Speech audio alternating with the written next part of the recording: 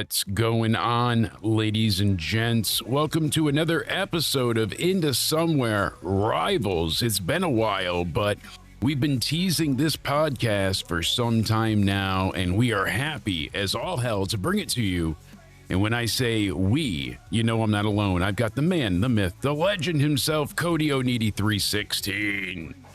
What's going on? I can't wait to get into this because we need to see who's the best baby faces, who's the best heels, who are the best in-between tweeners, you know? Do you like the good guys? Do you like the villains? Or do you like the people that are just in the middle? Right. I mean, it kind of goes in between. And the thing is, you can't always just say, with 100% certainty, I like the bad guys. Now, since I was a kid, I've been a fan of the heels. I've made this statement pretty clear for a long time now. I found a way as a young guy to resonate with the Jake the Snakes, with the the Undertakers at first anyways, but the darker characters and the more brooding, ominous, and evil. So I would find myself more often than not liking the heels. And this is why I've always asked, though, yeah. Have we always been lied to by WWE? Because the good guys are, the corporate good guys. So, everything is great in the world. But were the good guys always actually the villains and the villains always actually the good guys? Maybe that is something we need to discuss, too. That's a great point. And I mean, when you go for the early heels of the 90s when I was growing up and things that we had to look through, there's a lot to consider, certainly. Paul Orndorff even was one. Vader was a guy that I enjoyed. Shawn Michaels as the prick version of himself growing up. I was never into great heels. The Hogans, and I liked Ted DiBiase. There was something about Hulkamania and the Ultimate Warrior. My friends were really still big into Warrior, and my best friend growing up was very big into WCW, and him and I would butt heads constantly because he would be, we'd even have sleepovers, through the summer and stuff, and he'd be watching Nitro and I'd be watching Raw. We would, it was like different worlds apart, and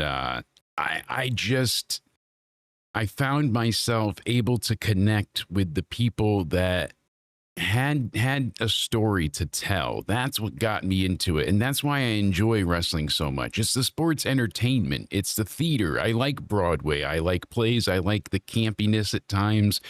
And for quite a while, WWE did this thing where, the bad guys were very, very bad. And the good guys were extremely good, to a point of comedy, even to a sense of parody, where you would only get, the extreme versions of people. And you couldn't have a normal, bad guy. It had to be the over accentuated, pinky to his mouth bad guy. They really had to, turn the dial up to 11. And it was when they got rid of, the Repo Men and things like that and brought in Mankind. I loved him when he first started. He was just this unknown entity that, to steal from Ilya, was going to entertain you with his pain. And there was so many layers to him, complex. Field. I know this is more extreme, but what about Kane when he first debuted? Yeah, Kane. I liked how mysterious he was, and the fact that it wasn't just a 7-foot fire-wielding monster. There was so much about Kane that there was to enjoy or to be enjoyed. The fact they told a big story about Kane before he ever even showed up. Exactly, he was this nice little boy. Would always be well to others, and then Undertaker ruined him. Yeah, so if you first hear that, he killed their parents, and Kane set the house on fire and was sent to an asylum, and Undertaker always disowned this, monster that he had as a family member, and Paul Bearer's threatening to bring him back, and so again, it was the presentation. It wasn't just a bad guy, and it wasn't a comically bad guy. It was, hey, there's a story here that people can understand and relate to. Everybody's had a best friend or a brother or a sister, a mother, somebody in the family that's done them wrong, that's upset them, that's hurt them somehow. And this might be far more amplified, obviously, because as we said before, turning it up to 11, you get the Spinal Tap reference. These go to 11.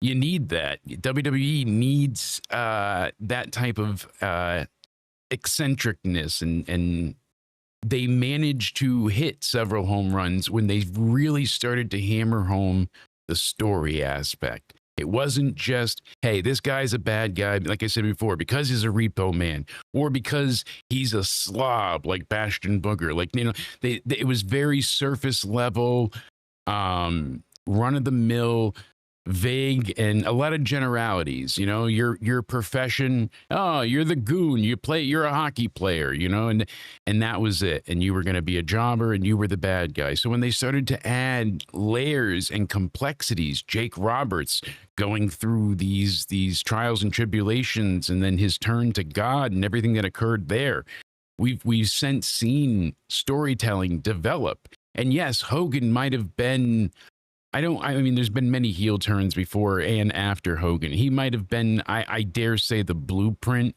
for, at that time, getting people to think heels could be the cool thing. But the groundwork was already being laid before Hogan was ever headed to WCW and being the bad guy. People were already really excited by the ideas of heels, not always just being the conquering force.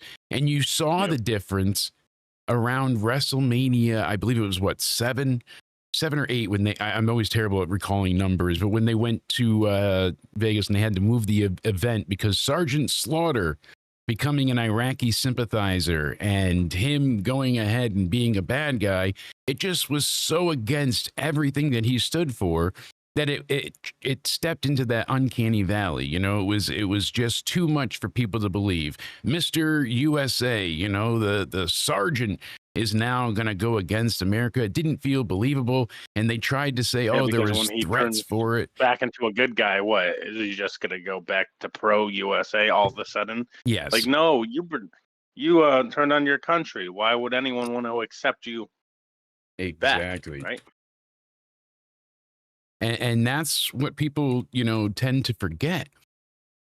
And it was 7, so 91, you saw people kind of tired of the superfluous and silly eccentric heel. They wanted a bit more to bite down on. They liked, the Ric Flair story. They liked, there was other heels there. They didn't want the Dungeon of Doom. They didn't want Bobby Heenan's group of misfits. They wanted things to actually transpire that made sense. So pushing Hogan against a very cartoonishly evil, I dare say, version of Sergeant Slaughter just didn't work. And we saw it didn't work. It hurt the business, and Hogan eventually had to work his way out of WWF not long after that, and he took the win from Brett at Mania 9 and set sails to WCW land. But still, the point being, as we get into today's roster, one of the things that I appreciate and enjoy the most is we are very in the midst of storytelling at some of its finest. WrestleMania 40 might have been one of the best payoffs we've had in wrestling in decades, if not ever. And the reason for that was it's almost simple in how easy it is to execute something, but they really had to take a risk. They had to make Roman a champ for 5 years. They had to make him successfully defend that title at multiple main events of WrestleMania. Like, what was it, 37, 38, 39, even 30. No, he wasn't at 36. So yeah, 7, 8, and 9. And, for him to go ahead and all the different cast of characters that we went through and everybody that we used. Kevin Owens had a 4-year feud with the Bloodline over a joke about a cup of coffee. That was the origin, that was the impetus of all of that. It came down to Kevin Owens teasing Jey Uso. Oh, you're going to get Roman coffee. Isn't that Heyman's job? And that's what started. Oh, you're gonna let him talk about us and make fun of our family. and Roman made main event Jay go and take on Uso, take on Owens, and Uso and Owens started, and that led to a 4-year feud with the Bloodline. We've seen for the last 5 years with this Bloodline story and others that it got to be so successful because our heels are relatable. Their methods may be unscrupulous and they may be dastardly evil sons of bitches, but you get it. You get it. How often can the world be against you? How long can you sit there and take it until you need to stand up for yourself and fight back? And there's a difference between being an underdog and being the big dog. So as we get into today, we're going to be discussing the Raw roster, and you and I are going to be breaking down all the characters on this side of things, how we see them, and which version of them we like the best. You and I are going to be rivaling it out to see heel or face. Who in the roster do we choose to be better as, heel or face? So, I wanted to preamble a bit and set it up because, like I said, things aren't perfect, but it could be so much worse. And if you really look at things in a more like larger scope, we are very entertained with wrestling right now. Forget every other company, forget everything else, just WWE. The amount of content that they provide, what we're getting, and the level of which, I mean, go back and watch things from everybody's beloved Attitude Era. Most of those matches were 2 minutes long, had a bunch of finishers, and that was it. There were not many like great matches. Things were kind of held off for weeks on end at times. It just, Crash TV existed, but it's not as rose tinted glasses as everyone remembers it to be. There is certainly that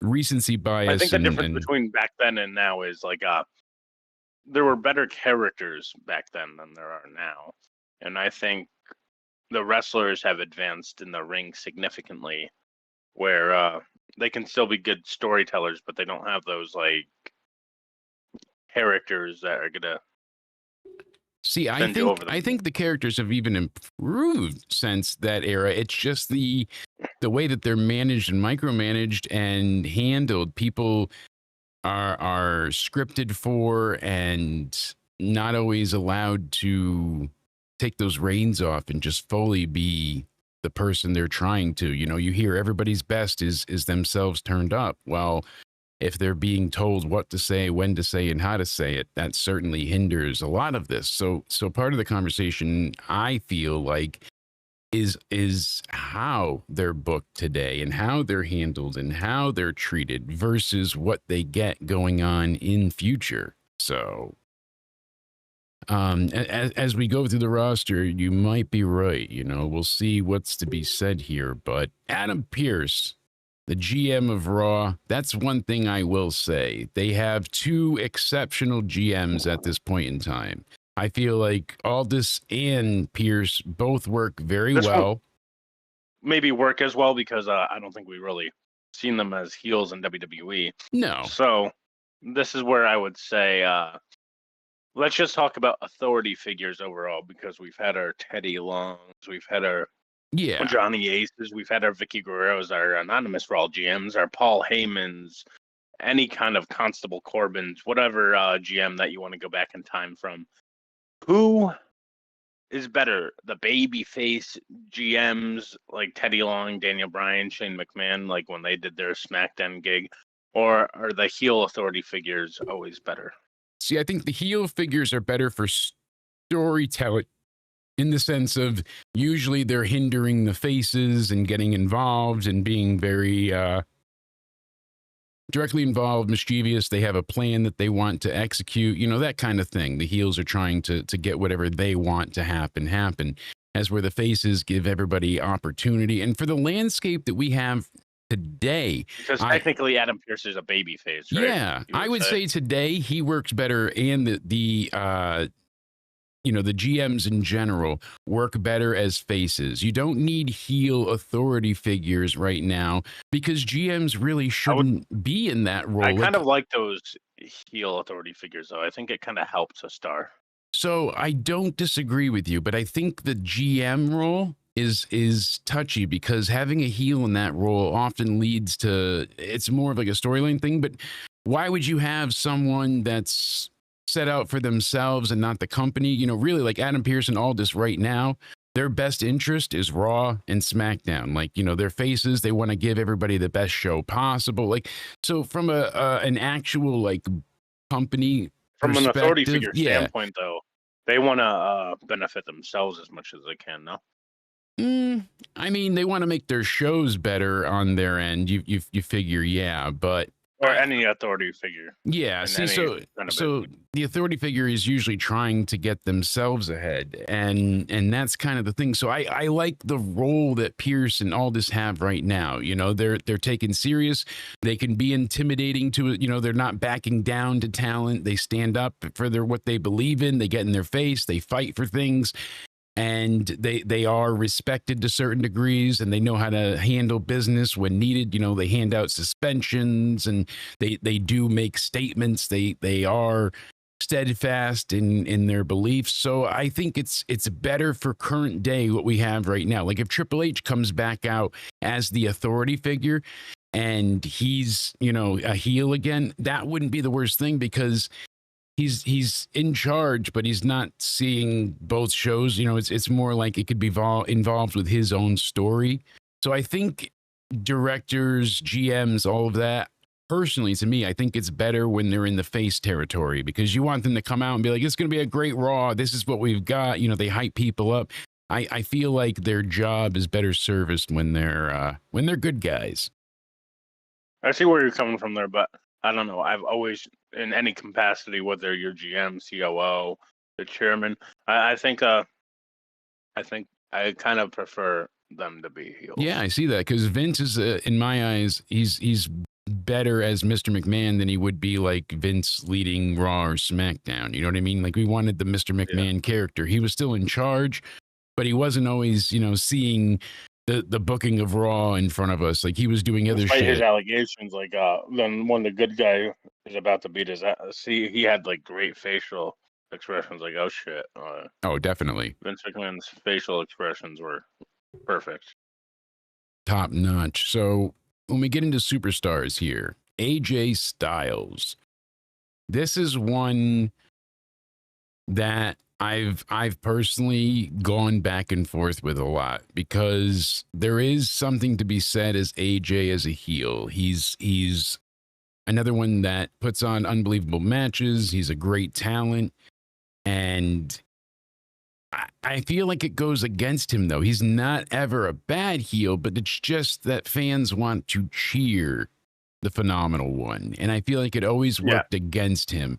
So to because me... when he was a heel with Luke Gallows and Carl Anderson in his first original heel run in WWE when he attacked John Cena, like beat up John Cena. That's what I was about to say. Beat up John Cena, and the crowd went along with it. Yep. And it's fun and it's memorable, but they're enjoying it because they want to cheer AJ. So as much as I like him as that pseudo dick, like when he took on The Undertaker and he was attacking him personally, and you could get a good heel AJ, but the face that runs the place has got to be a baby face, baby. I'm saying he's better as a face. Again, I might go heel here. Ooh.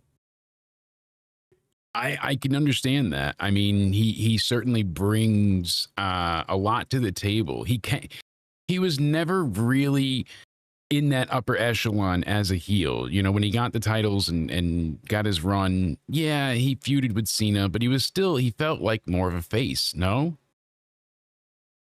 I guess, but but Cena still at the time was any heel would get cheered over Cena, so I wouldn't. Sadly, yeah, that's true. Yeah.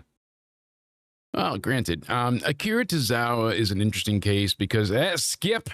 Same thing with Alicia Taylor. Yeah, Akira Tozawa is just not used. I would say babyface just to give him a standing there, but I mean, Alicia Taylor makes a great heel. Let her ruin everybody's in-ring introduction. So, Asuka. Touching upon our first female. I'm going to say heel.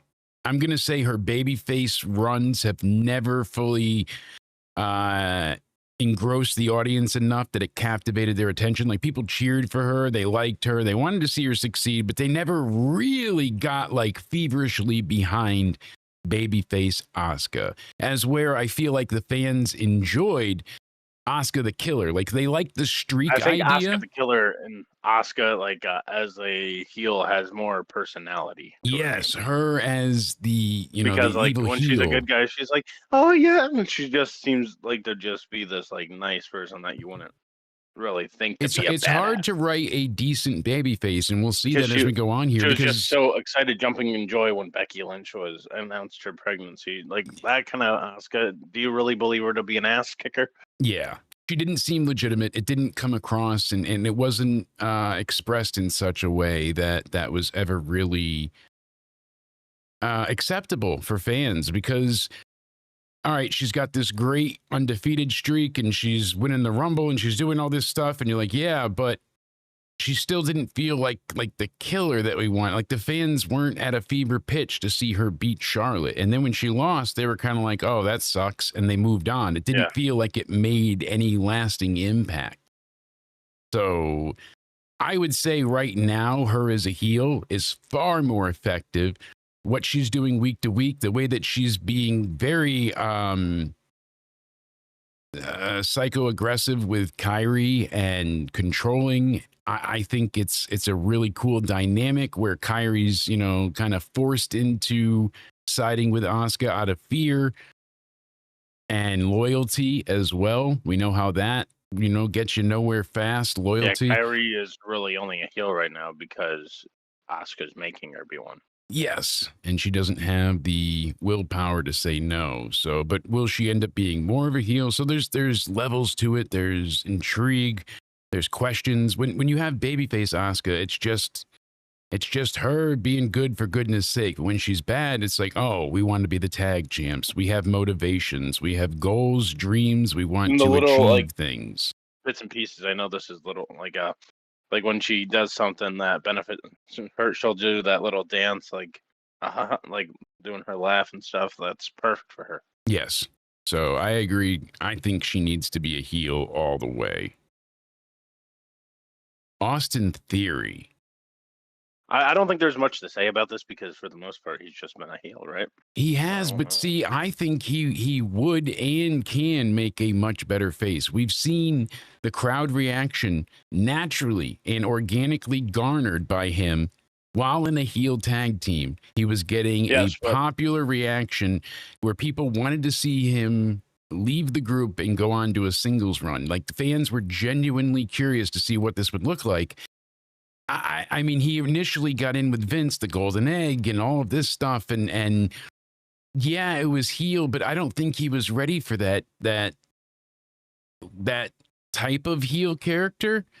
Well, because everyone knew though, like right when Vince saw him, Vince was going to fall in love with the guy immediately. I think everyone called that, right? Yeah, and it's just another failed version of what he did with Drew McIntyre, you know, the chosen one all over again. So I would say I think there's more potential with Austin Theory as a face. I think that he absolutely could be a great face and that people would love to cheer him. The rumor part of it, he's probably going to be a heel with the Vision, apparently, right? So I don't know. Apparently now with Seth being injured, that's kind of gone to the side. We'll see. I mean, we've only got a couple weeks left to build. I want to see him as a face. I hope he's a face, but right now I can only say heel because that's the only thing we have to go off of. Yeah, I mean, I saw glimpses of his face stuff when he was even still with A-Town Down Under, and because you look, had he been the guy trying to challenge Cena and make a name for himself as a good guy, I think that would have worked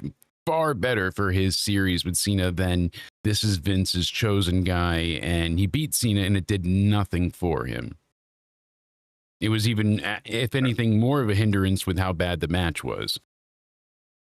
That is true. And I do want to say in that time too, Cena was not in a state to deliver a good match either. So but that's not Austin Theory's fault.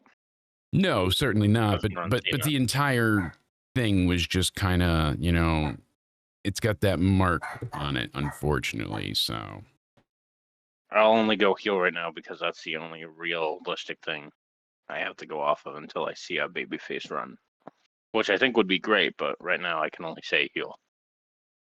Yeah, exactly. Then we have Bailey. What do you think about Bailey? Bailey 100%. I know I haven't given a face answer yet, but Bailey 100% heel. Bailey works as way better as a villain than she does a babyface. I don't know if you agree or disagree with that, but like when she originally started turning away from the hugger gimmick and then she went opposite, like smashing all like the floaty thingy majigs that Yeah, she's got going on there. the Then Bailey she cut her buddies, hair. the Then wacky wavy it turned, floating tube, and Bailey she had a buddies. talk show, Ding Dong, huh? Like Exactly. that Ding laugh she dong, did too. hello. Like She as she a had that like face was about as generic as you could get. yep. They wanted to make her the hugger, so she was going to be kind of Hulkamania Hogan-esque, where I'm going to come out, the kids love me. Hugamania. Yep. And that's what they were going for. And it took off in NXT, but it never developed more in the main roster. And then they made her look more like childlike and infantile, like she wasn't ready. Like look at the feud with Alexa. Oh, I can't use a kendo stick. I So can't this use is something weapons. where we can discuss too. Like, did Vince have a better idea how to use Bailey than Triple H did? Because Vince ran the main roster and he's the one that agreed to turn her heel. Her going heel refreshed her gimmick entirely. I mean, she was about as in the outskirts of Deadsville as you could get. She was just floating, and there was no real program for her. Like, she just felt like an outlier. People didn't want to see her go for any title or anything. They were just tired of Bailey. And the problem with Bailey too is, like, you wanted to believe in the underdog role that they tried to present with her, but then she would lose repeatedly, and she was always like one step back. When they debuted the Four Horsewomen kind of thing, like, Bailey wasn't initially the included one. She came later with Sasha. Like, everything was delayed for her, and it felt like, I don't know, not that she wasn't deserving, because that's not it, but it felt like they were like really trying to make her earn it. And yeah. I don't know, she just didn't click as well with the fans as she could have, like she did in NXT. And a lot of that is how she was booked. She was made to look very ridiculous, but I think she's far superior as a heel. I think that she here can get a lot done as a heel character. She's got, it's like I said, it's not just black and white. There's tons of shades of gray. We saw, good work even with her and Sasha, and then onwards, we've seen other things with Bailey go ahead, and you had the first run with, Damage Katarl, and then everything that fell to the wayside with her and EO after the fact. But it worked to see it. Also, her as a heel is what got people to see her as a face again, so went full circle. I think and her as a heel is better. Much with her again when she returned as a babyface. Like, she hasn't really done anything in this new thing that she's got going on, which they dropped immediately, the psycho, like, split personality thing. So yeah, overall she's a better heel. She's not hearing voices anymore. They really shelved that pretty quick. She was being slapped and going psycho. Now she just goes ahead and gives it up. So Bailey as a heel seems right. Now, what about Becky Lynch? Becky Lynch, again, I can't say babyface. Like, I'm going to say heel. And I know a few months ago you can go back and say she should be a face after she returned at WrestleMania. But let me give you this. Like, I was wrong about, like, complaining about her turning heel, because I honestly think this is the best Becky Lynch we've ever gotten. Yeah. And it's a heel Becky Lynch. I love the Becky we have right now. I am really appreciative. I didn't like Big Time Bex. The Seth Rollins light heel version. I think they have to change that, because people said that Ric Flair. Yeah, with the man and all the silly stuff. But regardless, still, she doing Big Times Bex and the man and all. Like, it wasn't bad, but the man thing wasn't. It was more like Stone Cold-esque than it was really a heel turn. It was more about making her go against authority and be like, I've been screwed by everybody. And so it wasn't straight up heel. It was just a Well, if you face that remember was at that done for. SummerSlam, it was supposed to be a heel turn. Then Yes. that stupid promo she cut, like, all you people boo me each and every week and all that. Like, people were like, what the fuck are you talking about? All we ever do is cheer you. The you That was the people most forceful heel turn that I've ever seen. That was like, what, 2018, I want to say?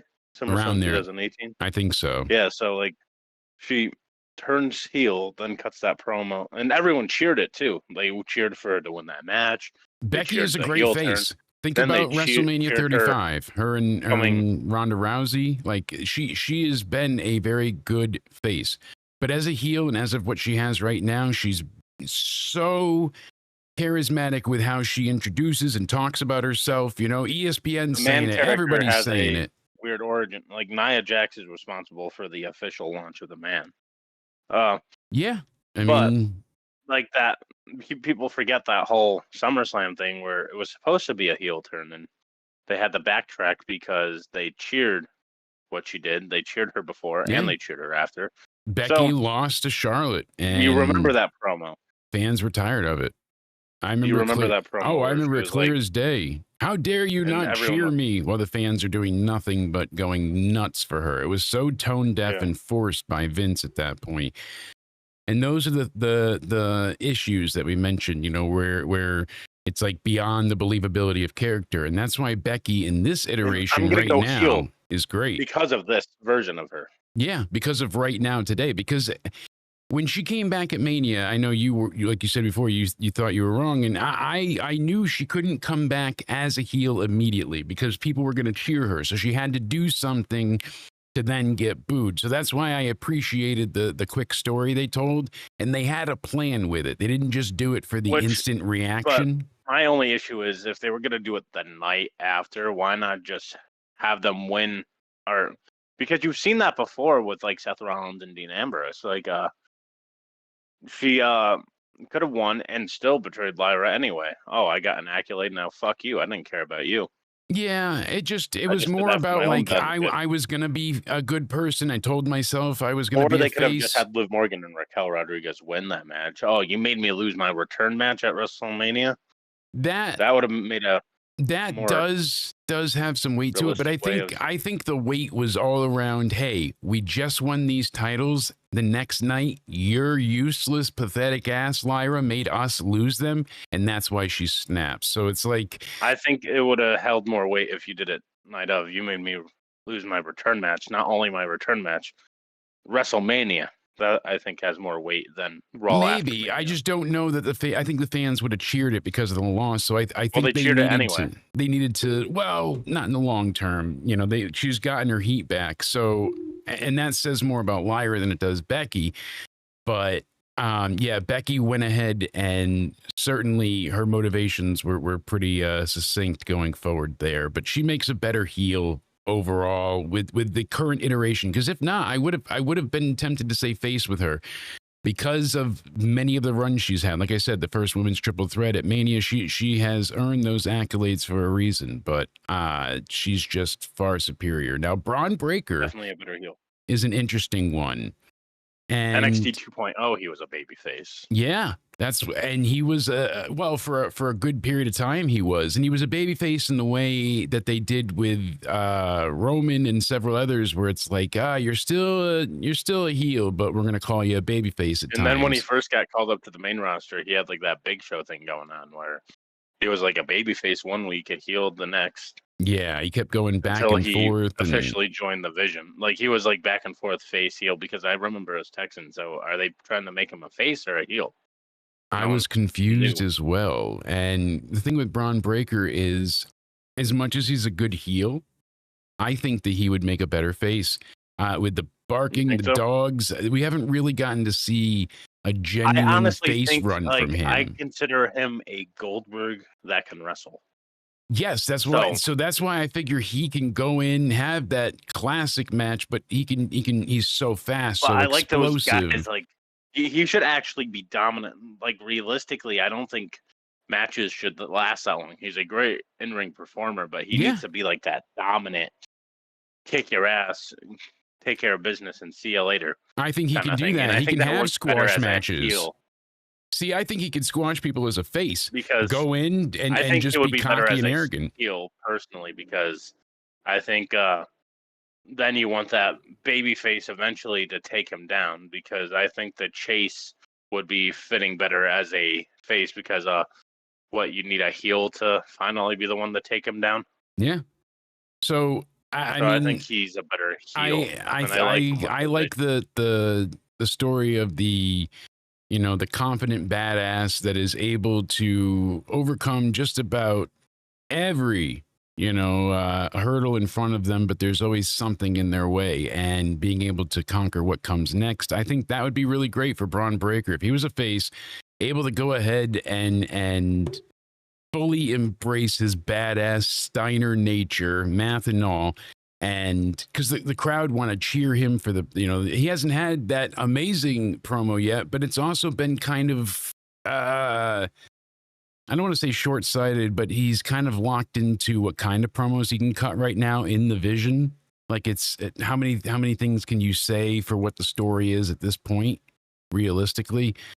And that's kind of the issue. So I'm curious to see if they take some of the reins off of him, no pun intended. What do we get with Breaker more as a face? Because in NXT, he was a dominant badass that people liked. Him and Baron Corbin was badass because it was badass. They were fun. The War Dogs were beating the shit out of people. Like it was entertaining. And he could be, like I said, cocky and dismissive, but still be a good guy. And I think that because they don't have enough of those. What do we got? An LA Knight? You know, like we're kind of lacking on the good guy department here, and especially like believable good guys.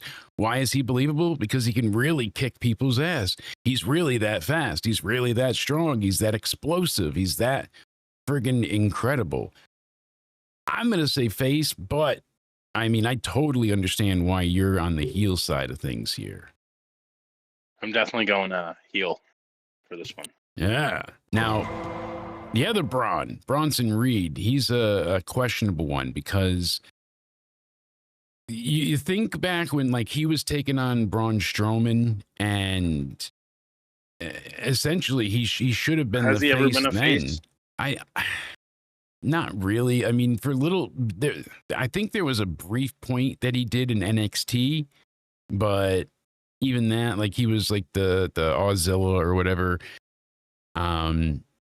He's another one that's been like kind of marred by injury. So every time he gets something, either creative isn't behind him, or then he gets hurt and delayed. So he's pretty much just been that big badass heel. There's nothing really to go off of. No offense, he's great in the ring. I don't want to like cut him short, but like I wouldn't say great. He's very good. He's really up there. There's just a couple of things he's lacking. So he's got the tsunami. He's got the strength, the size, the explosive believability. What he needs is more of that character work. We don't know much about Bronson Reed. That's fair. We don't know much about his motivations and his purpose and his drive.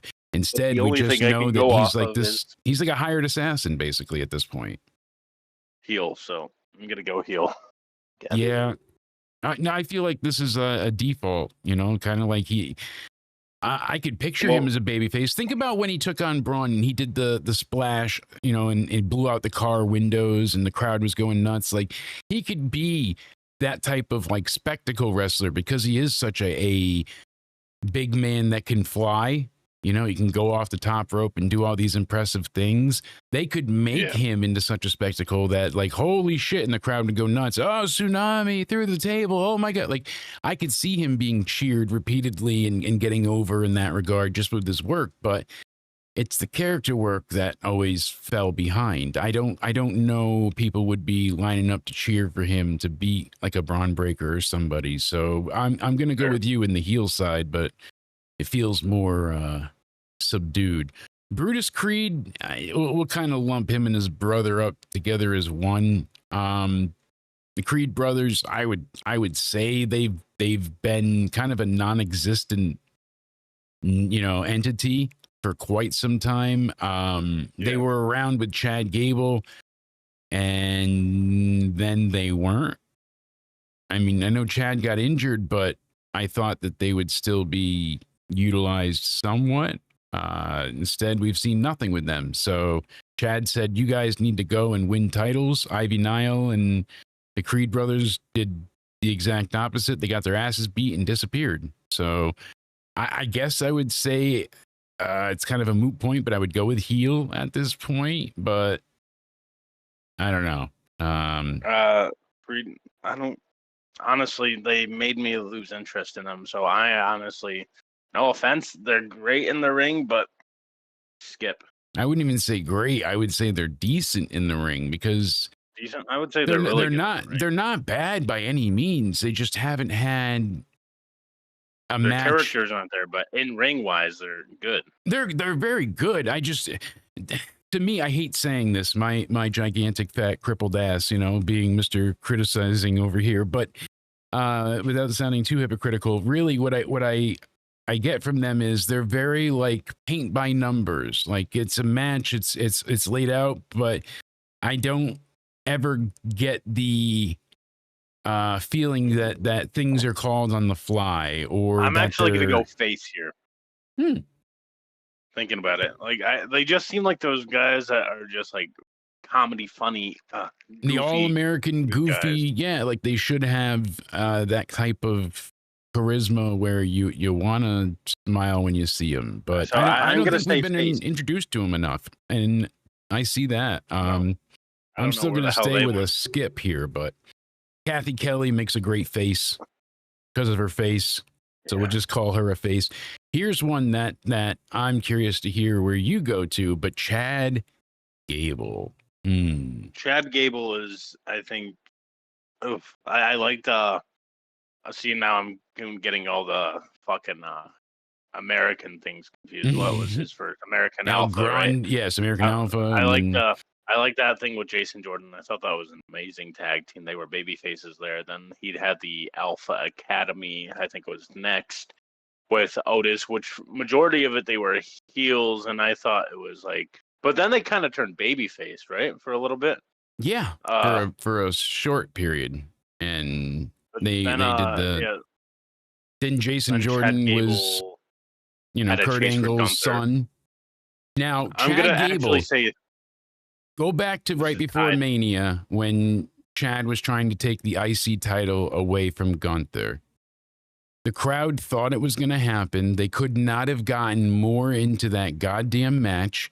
Twice did he almost defeat Gunther.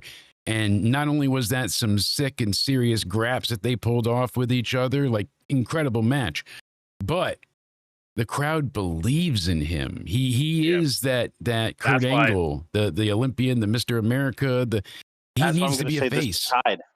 This is tied because you point out the Gunther thing. Yeah, he's like that underdog that, yes, you want to root for. Yes, come on, Chad Gable, you want him to win. You want him to win, like his kid cried for God's sake. Then you wanted that revenge, which they never followed up on. Yeah. I don't know why you show his children crying if you're not going to have him redeem himself. But okay, WWE, that's typical WWE booking, by the way. But they then again, he's good as that prick as well. Like, shush, like that arrogant, sarcastic, just, you want to get your hands on that little fucking pipsqueak, Absolutely. I think he works as well. Like both, I would say. So I'm going to say tied. Ooh, you're going for a split tie. Split down the middle. I'm going to say face. I just think back to, the ovations that he was getting right before 40. And, at that Mania, he comes out and basically says to Sammy, go get him, bud. Like that was his role. And then he never got anything post then. And flash forward to this year, he's having some of the greatest matches in the same day. He's working as El Grande, then he's going as Chad in AAA. Like he was all over the place, killing himself. And for what? So I hope when he comes back, forget the El Grande stuff, give this guy the IC title and give him a hell of a run. Because him having an open challenge with the belt, not only does he put on incredible matches, but he's very enjoyable. People care about him when they want to. So if they increase the story, I think it could be good. Now, This one is going to be marred with controversy for probably all the wrong reasons, but CM Punk. Oof. CM Punk is the one that you can split down the middle too, because like I like the straight edge society. He had his like that woman who was, what was her name again? Oh my god, I always forget. Not Sarita. He wanted everyone to shave their head if they believed in and what he believed in and stuff like that. He did great. Yeah. Then he was always a good like villain to John Cena. Serena. Then right? I think her name was Serena Deeb. That might, because she went to AEW later on. Exactly yeah. Then I would say the pipe bomb, which was supposed to be like him as a heel, right? But the pipe bomb is what made him babyface. Yeah. People, again, what did they do? Like we started this episode off saying, they resonated with the heel. They understood his gripes, his I wouldn't even call them complaints, but yeah. Heel. Exactly. He had all the right ideas in mind, which like current people today, you can think of Kevin Owens, Drew McIntyre, Liv Morgan, all justifiable heels, and they were right for their actions. Think about how upset people were when he turned heel. He had that title, and then, people loved him, and then he turns on The Rock. Raw 1000. Rock's going for the people's elbow. He turns on The Rock. That starts his heel run. Which kind of made sense about it, because I remember that whole thing, because The Rock was taking his place to have this wedding thing, and then the CM Punk came out, then The Rock came out, and like kind of made a CM Punk non-existent in that promo, and then CM Punk felt disrespected because his attention was on Daniel Bryan.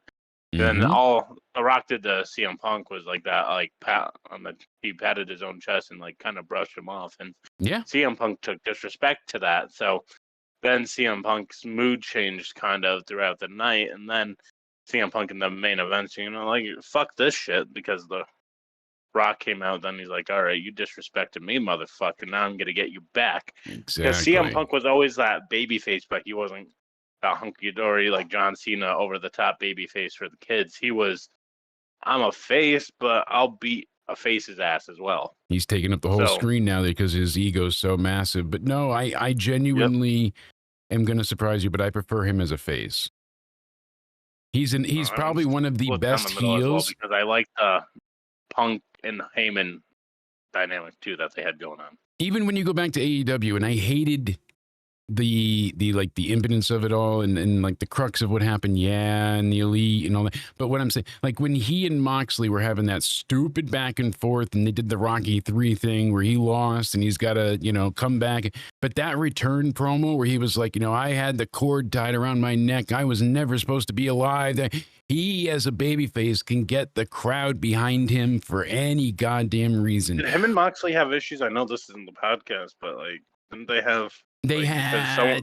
So Moxley didn't want to lose. Yeah, to Punk, and that caused a lot of turmoil at that point. So which I agree with Punk, because what's wrong with losing to CM Punk? It's not gonna hurt you. Moxley wanted the belt, so I mean, it's a trials and tribulations, my friend. I get it. I like them both, but and we still got more to go over when we do delve deep into that with guilty or guilt-free. But tied with Punk. You're going tied. I'm saying face. Dynamic with Punk well. is. I don't like this baby face version of Punk now. I think it's too watered down. See, I don't. I think it's perfectly displaying a older, more Punky the dinosaur out here. I love you. But you know what? You love That's me. what it was needed, because it's a different version of Punk. Even though his comeback promo was, I'm not here to friends, and I'm here to make money. But we haven't seen any of that. He wants to be hugging everyone. Rhea, Raquel, who else do we got? Jay, it's just us. Oos. Day one. But think about it. What is he? He hasn't really been. His comeback promo said. He hasn't been on anybody's side, though. He's not really been involved in much. He hasn't gotten into other people's business. And the baby face that he interacts with. He's too much of a happy-go-lucky baby face. See, I look at it as a totally different thing. As he's not only grown up and matured and wizened. That's not the CM Punk we love.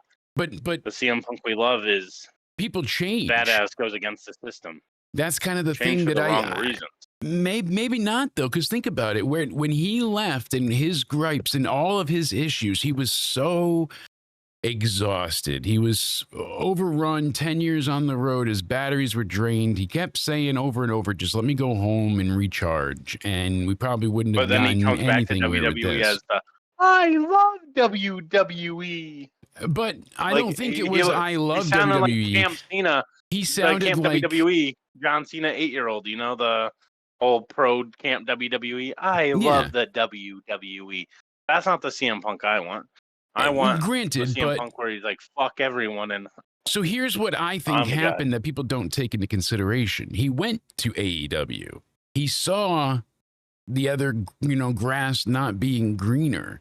So by the time he ends up back in WWE, he finally realized, like, hey, this is the place I want to be. I have to accept its limitations. It's not going to be perfect, but I'm going to make it the best I can for me. This time, I'm going to be a better Punk so that I can, achieve more.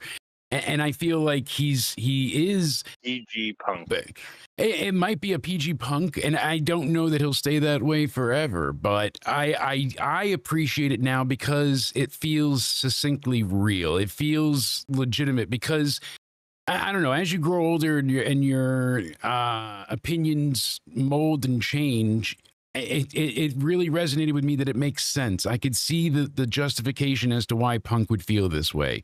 You went somewhere else after being, and people loved that vitriolic nature of his. He was so angry and bitter, but what does he have to be angry and bitter about now? He's not overworked. He's got a new chance with a ton of money, with a great wife, with a lot of success. Like it's a totally different mindset. He got to try other things. It didn't work. Hey, Still he's in his back. rivalries, though, that he needs to blur the lines. He doesn't do that anymore. See, I think when he needs to, he pops into it. We got the bald fraud. We got the only time we still got that there. was really Drew McIntyre. Mm-hmm. Feud. That's the and only that was time his we first really feud with him coming back to wrestle. I mean, he was injured and then we haven't was got in it the since, Rumble. and now it's just Barney the Dinosaur Punk. See, I don't think it's entirely Barney though. Yes, he's certainly a more subdued Punk, but I think that comes with age, and I think that comes with the experiences that he's had. So you changed to like, I don't like this place. That coming around dancing now, yeah, buddy. Well, think about it. He hated how it was being run at that point in time. That's how the pipe bomb came to exist. He was absolutely fucking outright miserable. And he stayed away a long time because of it. Had AEW existed then, I don't think he would have taken a break from wrestling. I think he would have went probably right into it. But instead, he knew, what am I going to do? Go to fucking TNA? So he went to the UFC. He tried things there. It didn't work, obviously. We knew that. 2 terrible losses. And then, hey, maybe I will try AEW. That ends up being a bunch of children with daddy's money that don't know what they're doing, his quote. And now he heads back to WWE, which is waiting there with open arms. Didn't expect him to return, but AEW essentially pushed him that way. And what does he have to be griped or negative or angry about at this time? That he's making more money than ever, that he's getting the bookings and the stories that he wants. He's working with the people he wants. Like everything's going up Punk right now. So what would he have legitimately and in storyline to have the gripes about? I feel like at Mania and at a few other points, like him and Seth, we've seen that shades of that old Punk. Not much. But not entirely, but I think it's still there. So I like the current iteration. I would say I like face Punk over heel Punk. No one wants to fucking support the system Punk now. Like, I don't think so. I think he's tired. You're saying tired. I'm going to say I prefer him personally as a babyface at this point. He's an amazing heel, but I feel like he's an even better babyface to be fucked with by heels. Him in the chase, him in the constant attack and defense mode, all of that leads to me, I feel like a more entertaining scenario than just Punk being angry. So Cruz del Toro, Skip, Dominic Mysterio. This is, I I feel don't like think pretty there's evident. much to talk about here. I think, no offense to Dominic, but like I think we can run through this quick. He betrayed his father, and now look at him now. Look at him when he was teaming with his father, and look at him current day with Liv Yeah. Morgan and stuff like that. Dominic Mysterio is a way, way, way better heel, which is why eventually I think it's going to make him into that great baby face. Yep.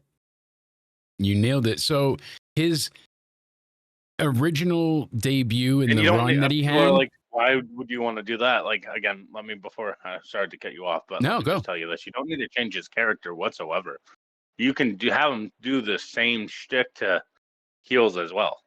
And everyone will love it. Absolutely. And he could still cheat. That's what people loved about his father, Eddie Guerrero. Yeah. So Dominic is a lucky case too, in a way. And he really benefited from the WWE teachings.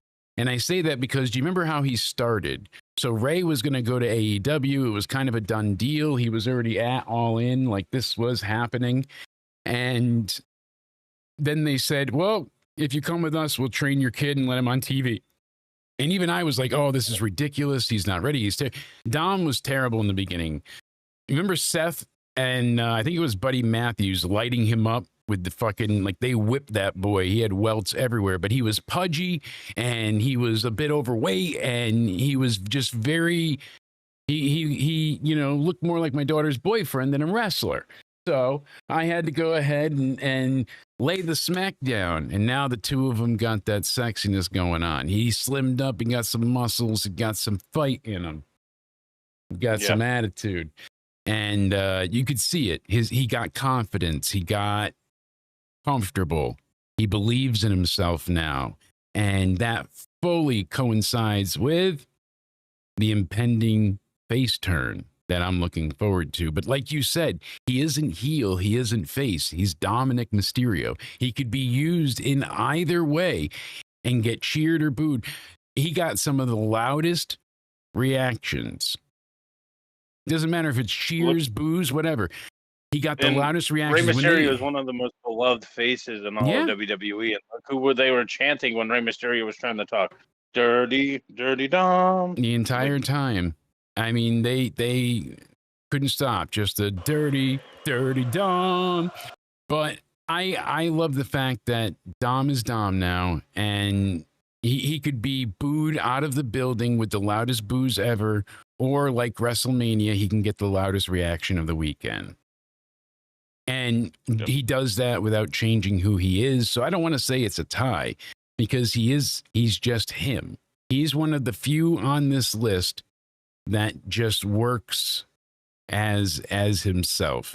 And that's even John Cena can't say that. So I think, yeah, Dominic is just Dominic Mysterio, which in his case is better than face or heel.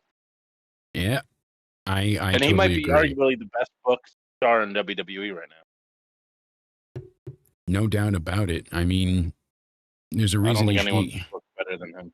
There's a reason he should be facing Cena first and last. But Dragon Lee, he's another one that he's been there for some time now, and we really never gotten much from. I keep saying, oh, what are their motivations? But we don't know anything about Dragon Lee. We really, he's teamed with different people and different factions. He was with the LWO briefly, forever.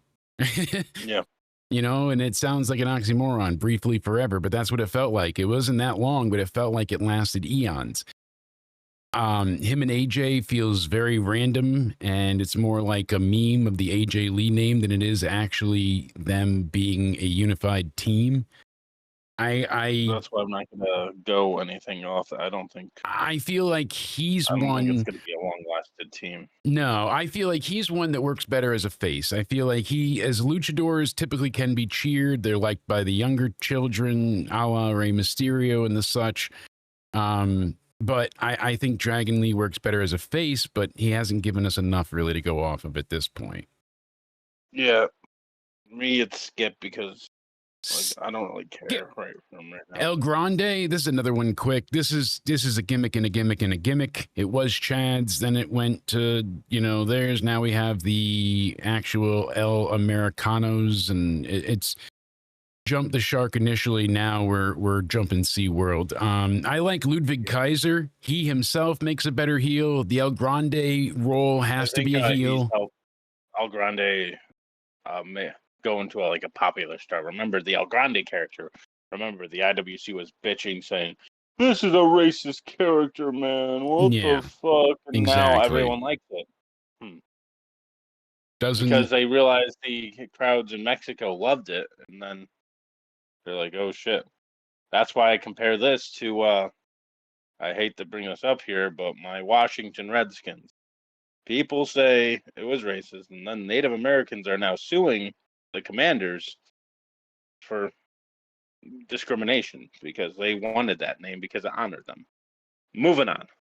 Exactly. Skipping forward, Finn Balor. Face. Finn Balor is a bitter baby face, 100%. Absolutely. Arms in the air, the demon, everything about him.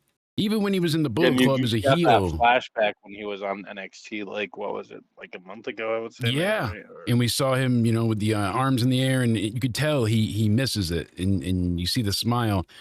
They gave him his old theme song for the night. Yeah, Judgment Day is fun, but at the NXT Homecoming show, we saw face Balor, and you know what really breaks my heart is that he shows up, he gets the first pick of the draft, 2016, faces Seth, wins the Universal title on the debut of that belt, his first pay-per-view, and he takes him out, and that's after beating Roman, too, who wasn't being beaten. I think they were going to push him because Triple H, begged Vince, please just make sure this guy he gets hurt. Push. And then I think Vince caved in and said, fine, I'll book him well for you. And he got hurt and then nothing for years, essentially. Was that Vince's one little favor to Triple H?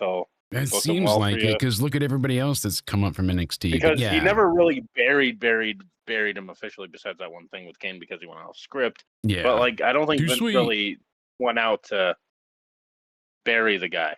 Yeah. Because in this, Vince's not typically a guy Vince would like, but he always seemed to make sure he was actively on TV. Yeah, Balor is just a better face all around. He's a character that people get behind. Balor Club is for everyone. So right now, he's a manipulator. Right now, Dom, you have to do this, you have to do that. Now you should be helping us.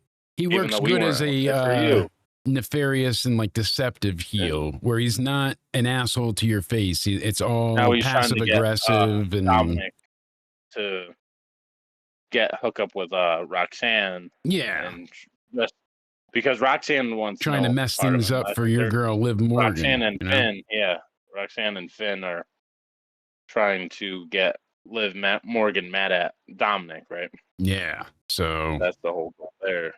So he's forever the puppet master, and I like him being behind the scenes as a heel, but I prefer face Balor all the way. 100% face Balor. Face Balor. Grayson Waller. He's an outright better heel. He likes to be a heel. He's an asshole in real life, he claims, just as much as he likes to be an asshole on the mic. He's very opinionated. He's very sarcastic. So, again, what makes the best characters? It's when they turn themselves up to 11. Grayson Waller, better heel. Grayson Waller, which here's my thing with, I don't even know.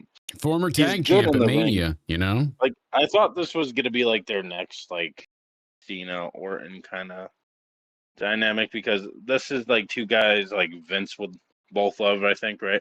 Yeah. Grayson and Austin.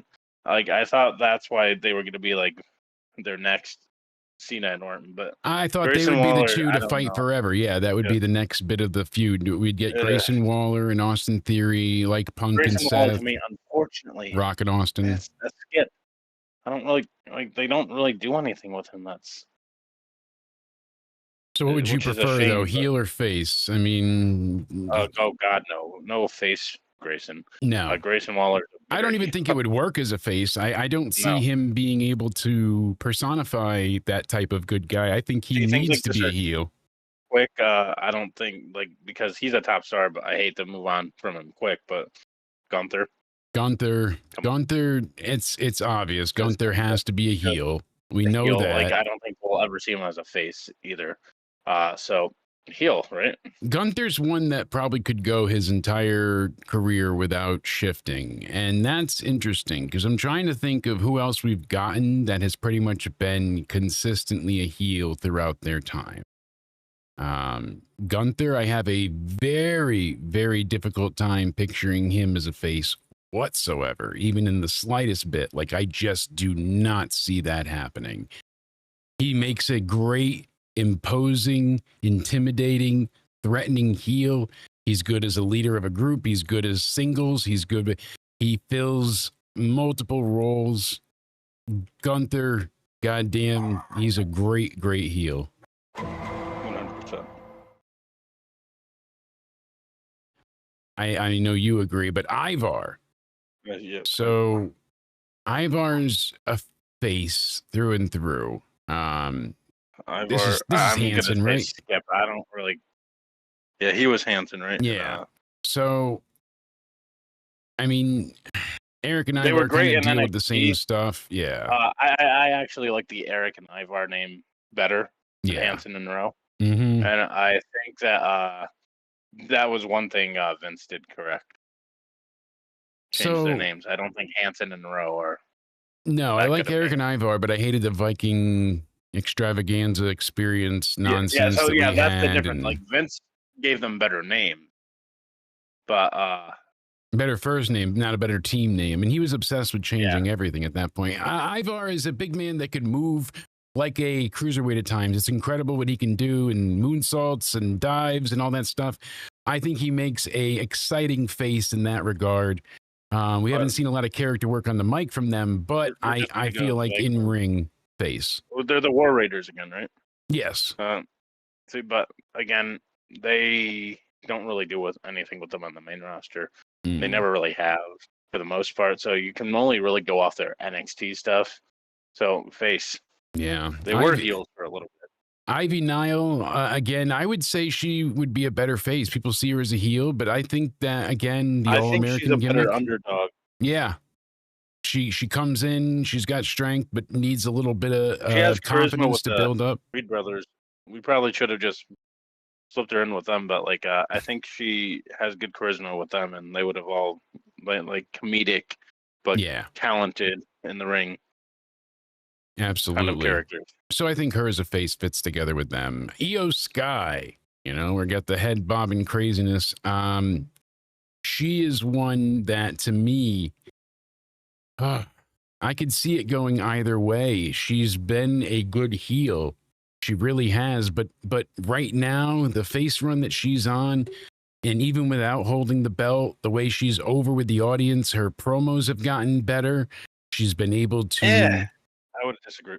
Her English has improved somewhat. I think her acting's gotten better than how it was in Damage Control. Terrible.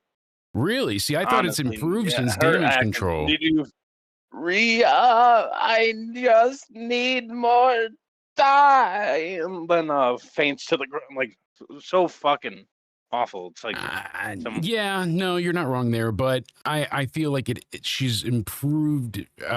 She's the best. Adding depth since NXT. I think she's on opposite scales. Like acting, she's probably on the bottom of the list, but wrestler, she's probably number one. Oh, she's great in the ring. I mean, we're not really considering much on ring. I'm just saying, but I don't know how to call her a good face or heel when she's bad at acting. I don't think she's terrible at acting. See, I think she's gotten better this year. I really do. I give her credit because I feel like her English has improved. A lot of her in-ring promos this year, sir. No, I know how many bad ones there have been, and she was kind of pushed aside with Rhea and Bianca, and her trying to come through and be like, "Don't you forget Rhea, now I just need more time." So for every horrifically terrible promo, I feel like we can get one or two more decent promos from her as well. I'd have to go back and be more, scrupulous with it, and really, my memory sucks. But I I'm feel like gonna her say neither overall. here. I think she's just one of those you want to like a Dragunov kind of deal. Like you're just in it to see them have a kick-ass match. I mean, And that's I think certainly a that's what she great is. standing, and she will give you a kick-ass match, but I feel like she's better with fans wanting to cheer her, like her going off the top of the cage with a trash can around her, and those type of things. Doing the risky stuff, I guess, is better for faces. So I guess by Yeah, default, I'll go face, but I'm not gonna judge it by acting because yeah. she's a terrible Her actor. acting leaves something to be desired, but I think it's improved if you look back, even with some of the NXT stuff too. So, as bad as it is still, it was once worse. Then Jackie Redmond, Skip, JD McDonough. He's an interesting case here. He's one that I'm not I guess really he could be sure. someone because he's great in the ring. Like, there's one day that you could want to just root for him. Yes, get your singles title, go for it, and you want him to win. But he's also that little shit that can fucking. Oh, I want to get my hands around your neck and fucking choke you. You know. Yep. I think this is why I would say tied again because he's like those smaller guys like him and Chad Gable, like can just be arrogant pricks where I just want to. I know I can beat your ass and I just want to do that now. But as an underdog, like you're smaller than me, like you want to just see them overcome that Gunther or someone like that and win. So I say he's a tie. Sounds fair to me. I can't really argue with that. I would say his in-ring ability, if we're going through that, is top notch. I mean, he's really He's good one at of the leaving best it all in the out ring. there. Like this is why the Finn and JD experiment, like if we're just gonna go Judgment Day as a whole here, Yeah. like just his in-ring work alone, they missed so much opportunities to have kick-ass matches when he was tag team Good. champion. Yeah, go back through what he had on NXT and stuff with Ilya and whatnot. I think he would work as a great babyface eventually, like a Finn Balor would. So I'm going to say But babyface I for would want him. to see JD McDonough accept a open challenge against Dragunov. Oh my fucking, that would be There's quite a few dream match scenarios a left match. there. That's for damn sure. So we've got our work cut out for us there. Jay Uso, yeet.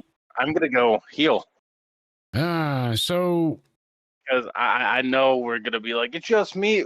If you want to do this, then the IWC is fickle because the only real hate he actually gets is on the internet because I think it's fake outrage then because if you really hate him this much and you're going to these shows, it should translate over into the live audience, right? But it doesn't. They cheer him and so it's not just here's an where I entrance disagree because with anytime you you. cut the promo, they'll be like, yeah, like they cheer him the whole time and he gets cheers, not just dancing. He gets cheered as well.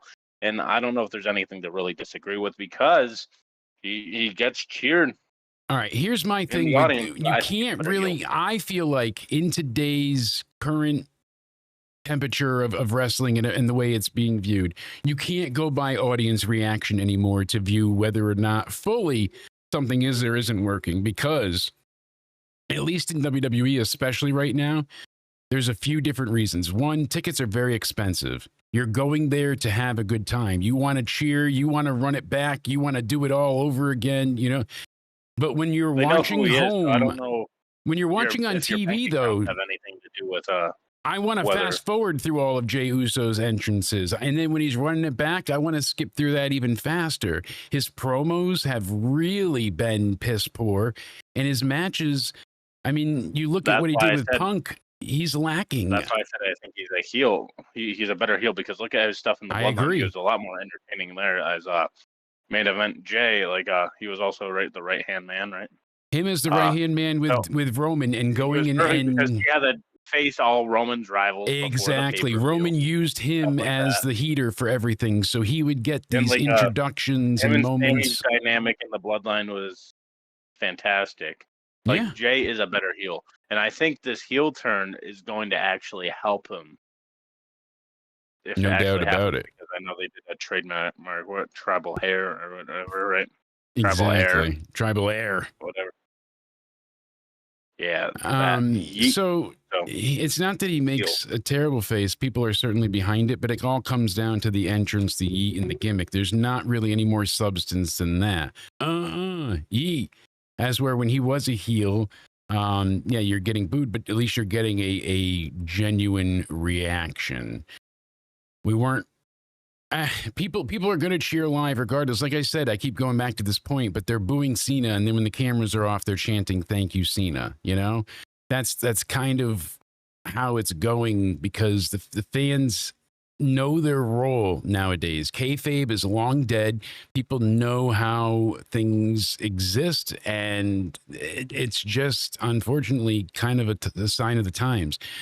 It used to be where like online was maybe the loudest discourse, but it wasn't the largest. You know, it wasn't the most amount of people upset. It was a vocal minority. Now I feel like there's more people vocally being online than there was before because of the increased ticket prices and the way things are handled. There's a lot of stars that people are upset over that they enjoy. So, yeah, you know, we'll get to that shortly, but I think Jay works better as a heel. I think you're right. I agree.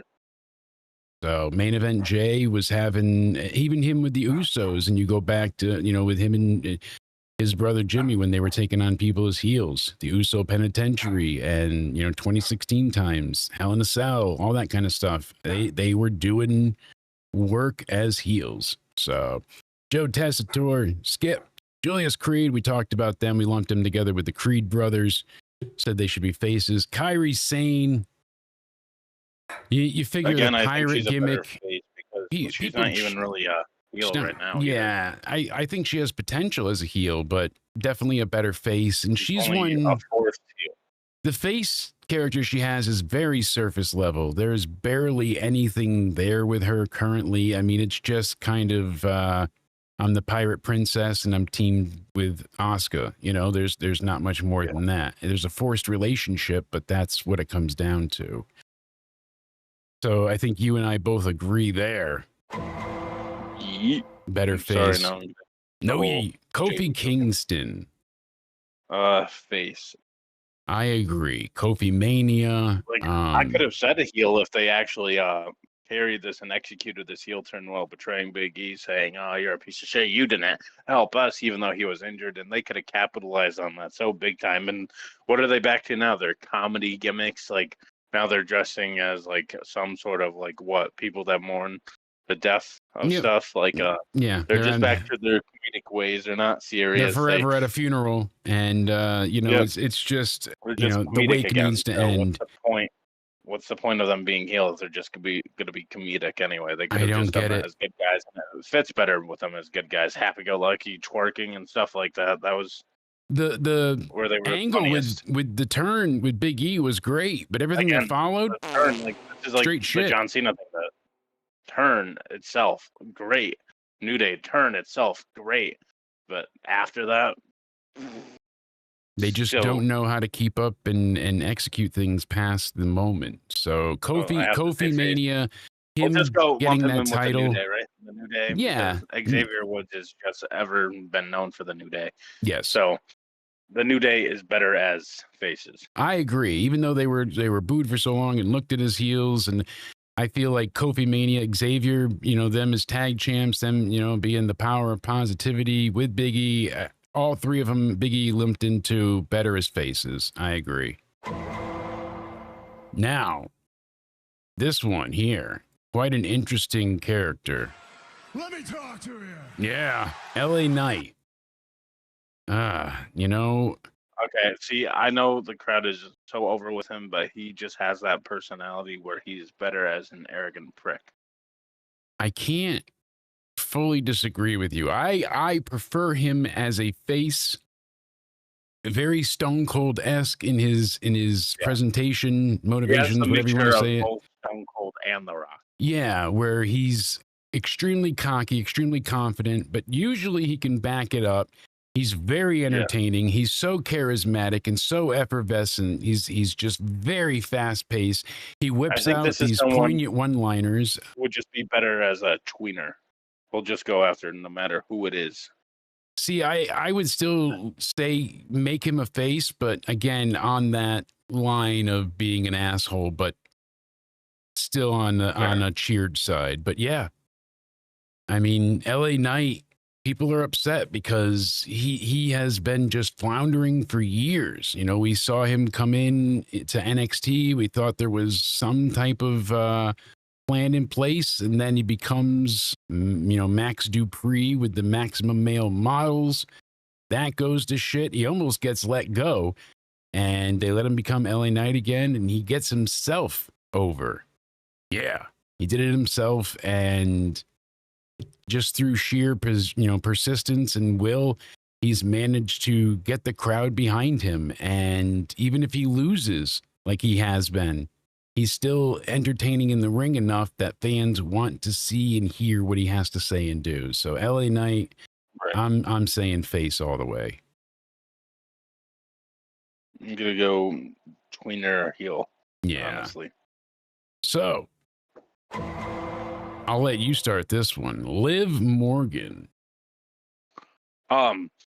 She just seems like in real life, I guess, like has like that nice sweetheart personality, but like on TV, like she became a bigger star as a heel. This heel run that she was currently on before she got injured.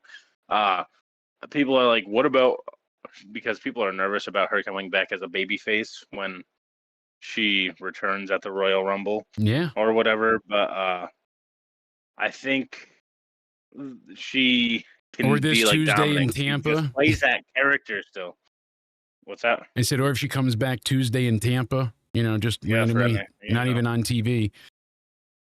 She's just gonna return somehow. Yeah, she'll just walk out of the airport. She might return tonight. You never know. Could happen. I know what you're going with, and she just has that. Okay, but are you gonna compare? We can't make her babyface because her 2022-2023 babyface run was kind of cheesy. Can it you was go off that, or it was is she cheesy, a different person but from then to now. I feel like she's evolved quite a bit since then, anyways. So already is she quite a bit different, but I appreciate what we're getting. Because I think the acting has gotten better, the in-ring has gotten better, everything has just gotten a lot better. I think she's evolved with her character in every aspect of her field. Mic work is way better, charisma is a lot better, in-ring work, like I said, acting, like all of it. I think she's just gotten better with everything at the same time. As much as she's great at being a heel too, I am looking forward to seeing what comes out of this newer face run from her. Would you say you have to go off of her previous face run to worry about this upcoming one? Do you think she's going to be a heel?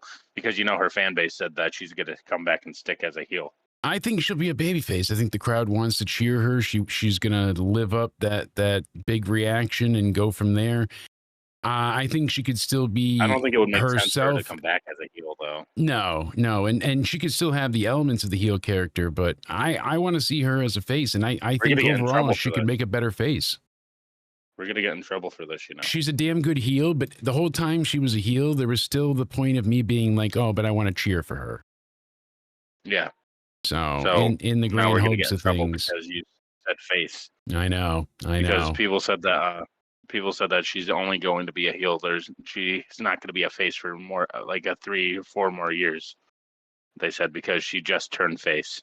Hey, just turned heel, I should say. Yeah, well, she had a good heel run, and she certainly maximized that. She was the Crown Jewel champion for last year, and she went ahead and had some, great title defenses. She's going to return as a babyface, and I think it's going to work this time around. I think so, I won't too. go off her previous one, so I'm going to say... damned. I'm actually going to say for her, tweener. She's best off as like that. I still say babyface. But I think she's coming back as a babyface. Logan Paul. The heel run made her a star, but Logan Paul, heel, just simple as that. I don't think you can ever make the guy babyface, even though they tried to make him babyface. Which was absolute asinine why you would even try to do something like that. So I was intrigued by the possibility of it, Cody, actually, because the other day on Raw, they have him get destroyed with the squashing of the bronze. He gets the tsunami. Comes back out to fight at the end. You know, Jay's already taken down. He's going to help Punk, and then he lays Punk out. So the way they painted his motivations and his handling of the night, you know, obviously he wouldn't have, if he was already with them, they wouldn't have tsunami'd him early on and whooped his ass. And he even said that, you know, he got his head hit into the ring screen and then Braun accidentally kicked him in the dick. So that was funny to hear too. But they managed to explain and paint a pretty decent picture that, like, hey, no, he wasn't on their side. They weren't together. But then something happened between the opening and the main event where Logan said, hey, I'm going to be better off joining these guys. So if the opportunity arises, I'm going to take my shot. And that's what he did on Punk. And so he could possibly make a good babyface, but that would be such a hard sell, and he would have to go up against a massive heel that was detested in such a way. I don't know that they could make it work right now. So I'm going to say heel and be confident there. I think only heel works. Ludwig, we already touched up on. Yes. El Grande, it's the same thing. Lyra, simple enough. Her and Maxine, I kind of feel the same about. They're both very surface level. Like, you know, their motivations are pretty much brought upon whatever services them for the group. I think they're finding what fits them, but like they need to capitalize on that. So for both of them, you don't have that yet. They're going to find that. You see the potential in both, but Yes. like if we're gonna do both here, like I think they will be both good baby faces down the road, but right now they're still not there yet to where I personally would care what they're doing on television. Well, Lyra was great in the ring. Maxine, not yet, but she's improved. Like, look at a match from a year ago and night and day how much she's improved in the ring. But exactly. Like, she just had right two great matches back to back. So both be great baby faces, but they still need to find that like charisma. Yeah, they need to find their voice. Lyra feels more like she's trying to be Bailey, and Maxine feels like she's trying to be Natalia in a way. Like they don't know who they are individually. And speaking of Natalia, she's another one, babyface all the way. Michael Cole was a babyface and heel. He was, and his heel run, you know, with the coal mine and all of that, and him taking on the King.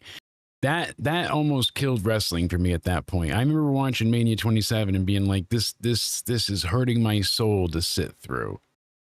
Already not a great Mania, and I remember watching it with friends, just being mortified, being like, "Yeah, this is what I like." About to say Jerry Lawler and Michael Cole had a 10-star classic in the Tokyo Dome here. I mean, God, you know, the toe and the barbecue sauce. Dave Meltzer might have actually given it 10 stars in the Tokyo Dome if it actually took place there. Right? I mean, they could have had it, but yeah, Michael Cole is a better face. I've enjoyed him much more as him being a vocal positivity than being a sniveling little shit.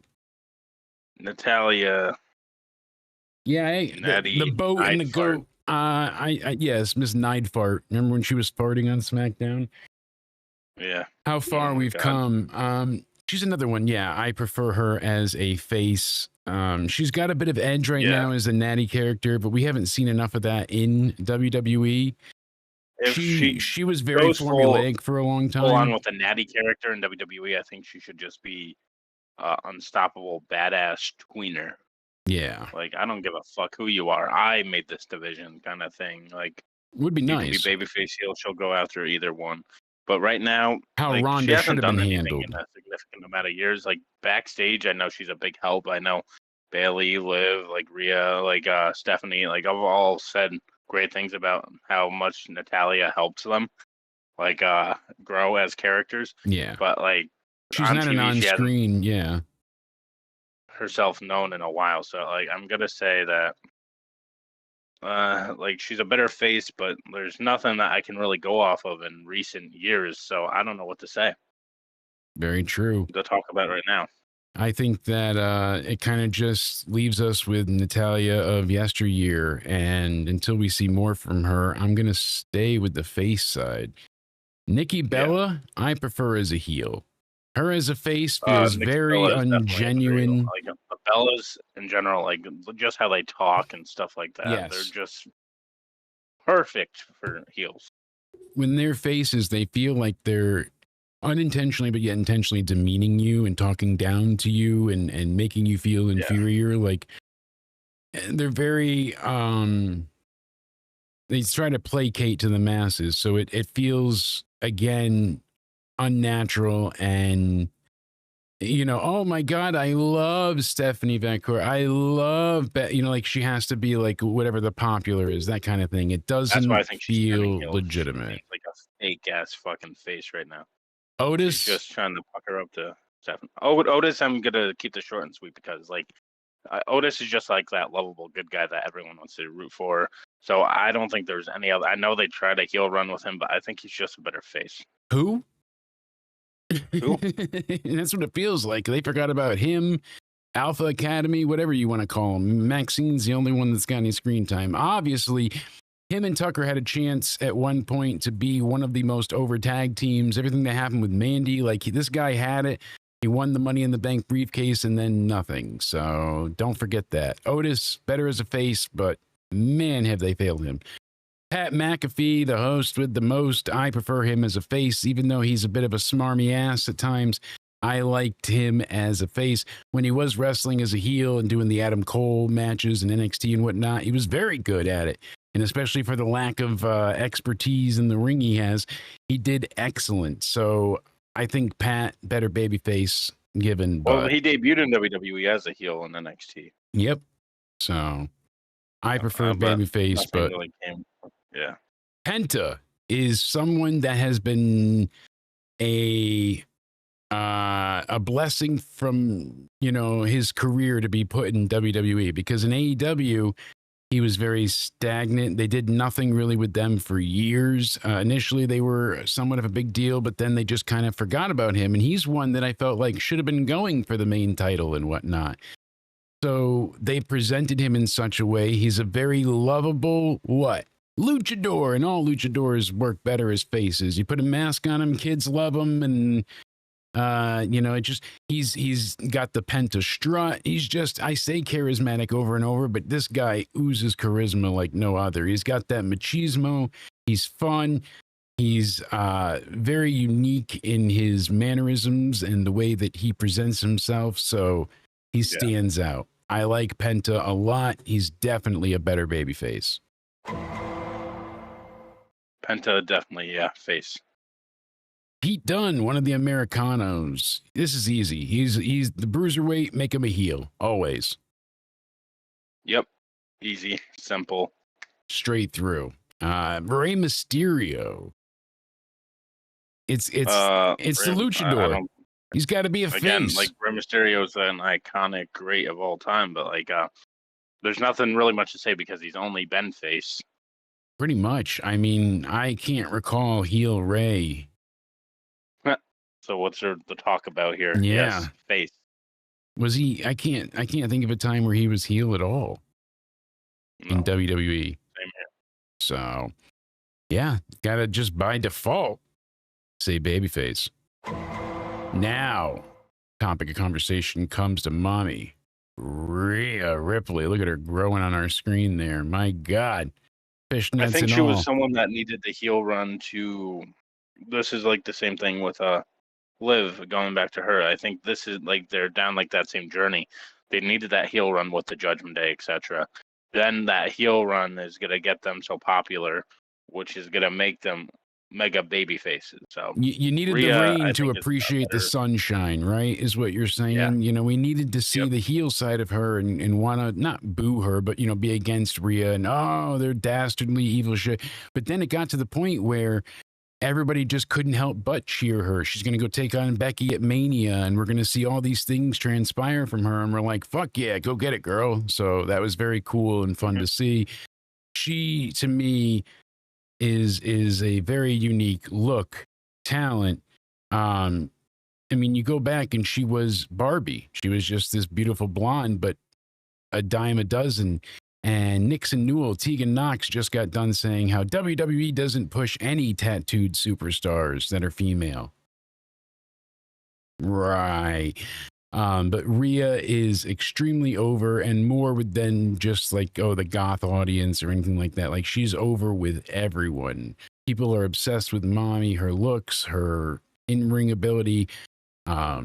She's damn good on the mic. She's just the total package. I think Rhea is a better face. I agree. Roxanne Perez. She's got that She's mean better girl. heel. Yeah. All in all, everything I've seen from her, she just screams and oozes heel. She's got the sassy, bitchy, conniving, mean-spirited, mean girl down to a perfect science, and she delivers it in such a way that it feels refreshed and not stale, and that's very, very difficult to friggin' accomplish. Rusev. Better heel all around. I think he was the Yeah. perfectly lab-created John Cena heel, by the way. I think that's the kind of heel he is. Yes. He was the Vince's favorite, the foreign menace. The anti-American, gonna take America down sentiment. That's the kind of heel Vince loves. Yes, it is. Vince is all about that, of course. And anytime he can go back to the standard USA versus non-USA gimmicks, he was going to do so. That's his tried and true formula. So that's why I say this one's more short, simple, easy. I think he's a better heel. Yeah. The Redeemer character that he had in AEW was damn good. It was refreshing to see him be more than just a foreign menace. He was more than just the guy that hated America because he wasn't from America. And he started, he had this spiritual conquest that he was on, and everything that he wanted to achieve, it was like, oh, wow, look, he's got proper motivations. He's got, an actual story. And so when he came into WWE as a heel, but they teased the Redeemer gimmick, I was like, oh, this is good. He's going off of his holy war again. But then it's kind of just been him attacking people and maybe going for the IC title. So he's still a better heel, but Rusev Day, you can't not admit, was extremely over. People loved that for a reason. And I feel like the reason was it was just fun to do. It was another entrance type pop. I think that's what was over. It wasn't him, sadly.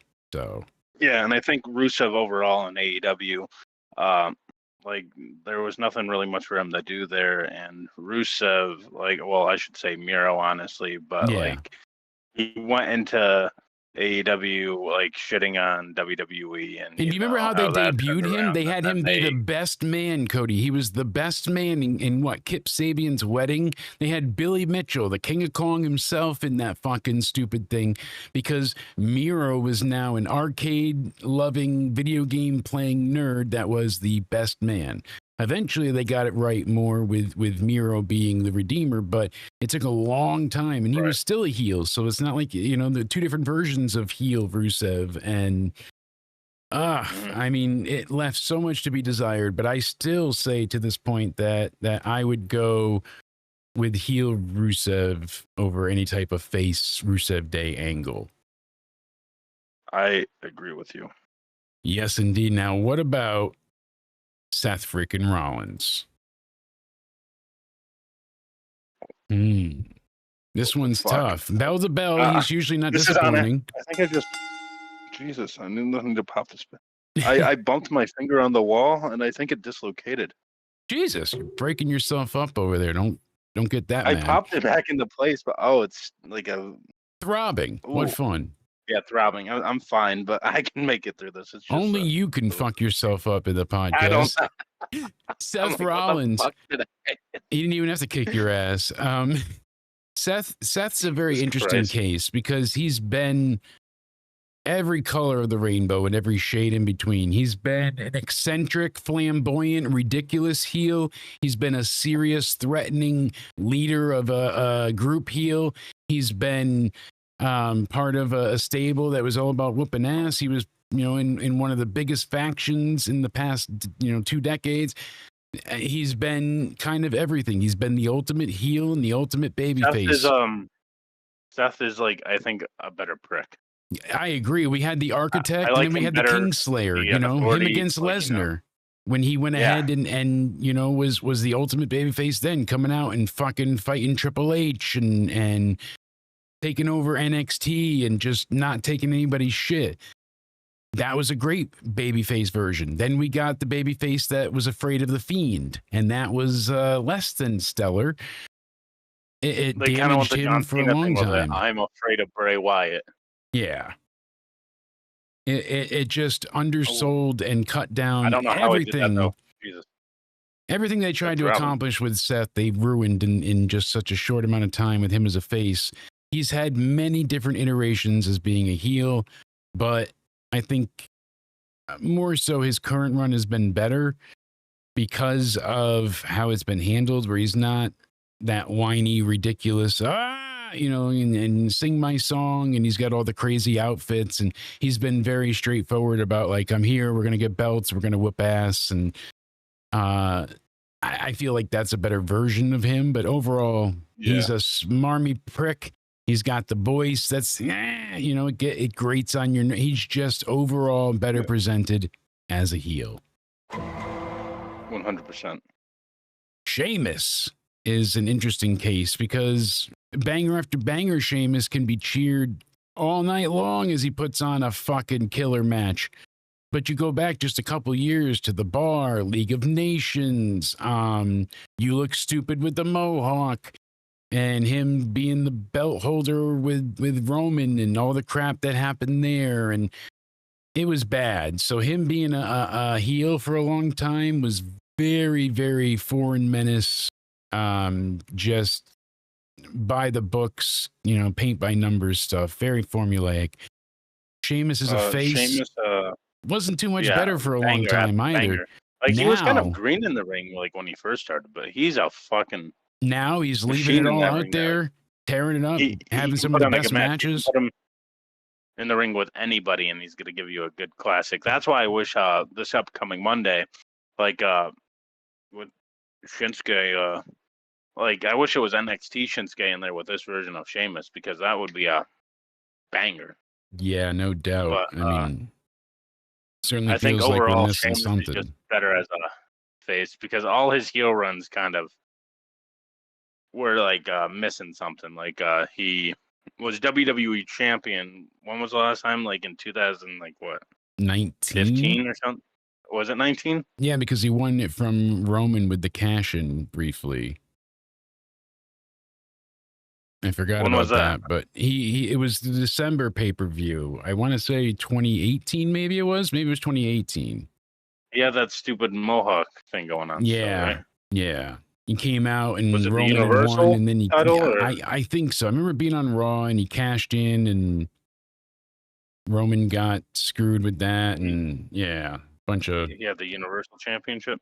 I think so. Yeah, because Roman won, and then he came and cashed in and took the belt from him. Then after that, he went with the Bar or something. Was that? I think that was what it was, but yeah, but still, like shitty stuff. Yeah, he's a better face. I agree. I think his face roles have been far better. Because let me clear the air on this, because people think I hate Stephanie Becker. I do not hate her. She's phenomenal in the ring. She is absolutely a killer. I would say top 5 in ring ability on the roster right now for the woman. And I don't think she's not a world championship contender.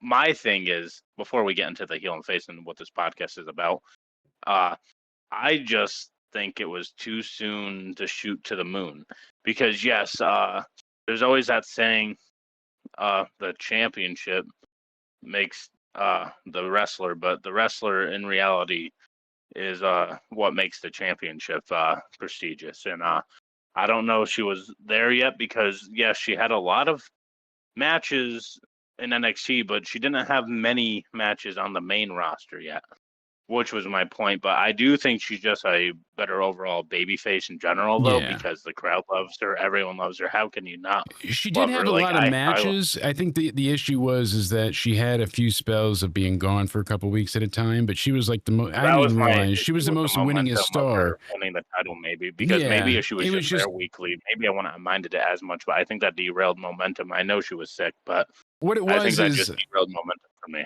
they had two things against them with this, and I think that was kind of the big hindrance. And one was the timing of it all, because she wanted Evolution and then didn't get the challenge all the way to WrestlePalooza or whatever, Clash in Paris, whatever, which one. So it was like months of waiting for her to eventually get this match, because Naomi loses the belt from being pregnant. Then they have to crown somebody. Then they do her and Io, but then she gets sick, so they delay it. Like, so that was also part of it too, where you went, like, you saw her every week. She was the most winningest superstar. She gets the Battle Royal win and then nothing for weeks on end. So I get the point of that being an issue. I don't think it was too soon overall, but I can see the argument for it, certainly. And that's why I think she makes such a good babyface right now, because she's genuinely over with the fans with how much she's resonated with them. Her story, all the work she's put in to come from Chile to in the last year, learning English as much as she can, everything that she's gone through to really make herself known. And it's not just her looks, it's not her, she's not skating by on anything. She's putting in the effort. She's getting people to cheer. It's not just the one entrance or just the devil's kiss, but like, it's the whole package. It's not like Rhea's doing the stunner and that's all that matters. No, she, again, like Rhea, is the entire package. So having her here, I think your audience thinks I hate her. I don't know. No, not at all. If you see it that way. No. I don't. No, your argument was just her. that it was too soon, and I get that in that regard. But they kind of shot themselves into a bad way, because Naomi got the belt. Fair. Like, I'm not mad. It's not like I'm mad that she has the title. It's not like I'm pissed. You know what I mean? No. I don't care that she has the title. I just thought the momentum was, and like, she hasn't had a bad reign, so it's not like I'm bitching the bitch. I'm nitpicking probably, but it could be better. Yeah, like, I don't want her fucking feuding with Nikki fucking Bella. Yes, and everything that they get out of there, it just kind of brings the focus away from her and away from the title. Yeah. So Nikki's involved, so now it's a tag match instead of. I don't like her. That's what my point on Spaz podcast was. I don't like her being like with Nikki, because Nikki's the star and the world champion is playing second fiddle. I don't like that. Exactly, and that makes a bunch of sense as to why it would be an issue. So. It's a matter of. Give me a break though. Like, it's supposed to be an even competition. Stephanie Vecker can out wrestle Nikki Bella on Nikki Bella's best day, and when it's Stephanie Vecker's worst day. I'm sorry. No fucking doubt about it. And that's kind of one of the things that gets forgotten. So. What else we got? Because Triple H right here though is are we really talking about him? He's not an active wrestler anymore. No, I would say heel. If we're going from his career, he was always a better heel than a face. Like, people did like DX, they wanted to cheer him sometimes, but really, I feel like the money was in him being the adversary. He was doing the Authority kind of too. Like, I like Triple H as a heel better, because the Authority thing was not just in 2015. If people forget, like, they also had Triple H and Stephanie running things in the Attitude Era sometimes, and Corporate Kane was also a thing there too. Exactly. The McMahon Helmsley regime, and then the Alliance, and the 2-man power trip. Tyler Bate. Evolution. You want to go off Tyler Bate being one of the Americanos, he's just lacking in general. And I'm no offense, Tyler Bate's great, but this might be a skip. Yeah, this is a skip and a half, unfortunately. What have they done with him? Nothing. Covered. And he should be a big deal. Tyler Bate, not the biggest, but a big deal for what he's accomplished in NXT UK and NXT. And instead, I'm so ashamed. This is why I don't think Triple H is running things, because Triple H loves people like Tyler Bate. I know it doesn't. It seems like Triple H doesn't have as much say as people allude to or think that he does. So I think he gets his few, like, he likes his Roman and Seth and Jay's and Sammy's and KO's, Cody's. Like, for the woman, he likes his Rhea's, Liv's, Naomi's. Like, he gets some people, like, all right, I want them featured all the time, but he doesn't have the say in the, like, a Tyler Bate, because Tyler Bate, if Triple H had full control, I think would be in a better spot right now. Absolutely. But right now, it's just a skip, unfortunately. I know Xavier Woods we covered with Kofi. Zoe Stark, I'm sorry to rush this, but like, Tari, I feel bad she got injured. That was upsetting. She's never had like charisma to me. She's been a non-entity. She really, I can't think of a promo or a segment where she's even stood out enough to be memorable at all. Sadly, she's good in the ring. She's had good matches, but nothing that's like truly exemplary where I'm like, oh, it's going to go viral. We got to show people, or it's worth talking about. So hopefully when she comes back, she's got some momentum and they could make a few changes. But she's another one that kind of feels like a skip. If I would say anything, maybe a heel for her. I mean, she was in the heel group now, but it's limiting and upsetting. So hopefully they do something else with her. But that's it for the Raw side of things. You and I, 2 hours later, went through everything for Raw. We've still got the next episode, as you and I are going to go through on Into Somewhere Rivals, the entire SmackDown roster that we still have to look forward to. So we're going to talk about the SmackDown side of things, as well as some legends that we're going to throw in there as well. So make sure you go ahead, hit the like button, make sure you're subscribed for the very next episode. But until then, Cody, tell these amazing people where they can find you, my good man. You can find me over on my Twitter or X, whatever you like to call it nowadays, at Judgment Day Era. You can find me over on my YouTube. Yes, I know in the making of this video, I still haven't posted gaming content, but who knows? Maybe I had posted something when this airs. When is this airing? Right. It's airing right now. Oh, it is. Yeah. We don't know what day it is right now. We don't know. It's airing, but and right on this Instagram, minute.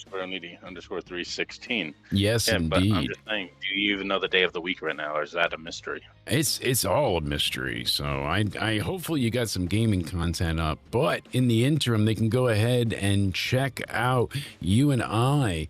We've had a ton of live content, ton of shorts. So make sure you go ahead and subscribe to the YouTube channel, youtube.com/Jake DeMarco. We'll be over there live for the Raw review this week, live for NXT. We've got SmackDown to look forward to. Wednesday, we'll be covering Into Somewhere Weekly combined with AEW Blood and Guts. That's going to be a hell of a crossover. Not going to want to miss our coverage there. Busy week ahead. And pulling the curtain back, it is Sunday, so they should be hearing this later on today live. Oh, you broke the fourth wall. I did. Look at that. But we appreciate you guys being here. Hit the like button, hit the bell, make sure you're subscribed, and give us a follow over on Twitter/X at Countdown Ended at Judgment Day Era. We appreciate you guys hanging out with us, and we'll see you on the next episode of Into Somewhere Rivals. Until then, stay sexy and take care. Later.